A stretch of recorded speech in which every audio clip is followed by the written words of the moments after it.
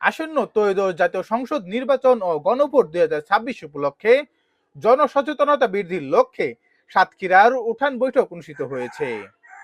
26শে জানুয়ারি সোমবার বিকেলে সদর উপজেলার বৈখারী দক্ষিণপাড়া সরকারি প্রাথমিক বিদ্যালয় মাঠে জেলা তথ্য অফিসের আয়োজনে উঠান বৈঠক সভায় প্রধান অতিথি হিসেবে উপস্থিত ছিলেন সাতক্ষীরা জেলা প্রশাসক মিস আফরোজা আক্তার। বছর গণভোটের জন্যও আপনারা দায়িত্ব আপনার, আমরা চাই আপনারা শিক্ষিত হন। আফরোজুর রহমান উপস্থিত আছেন, অত্র এলাকার ইমাম।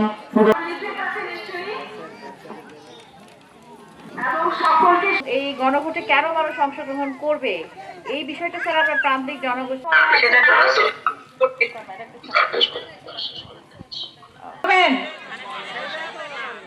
আপনারা কিন্তু এর আগে বলেছেন যে সুষ্ঠু ভোট নতুন বাংলাদেশ নাকি।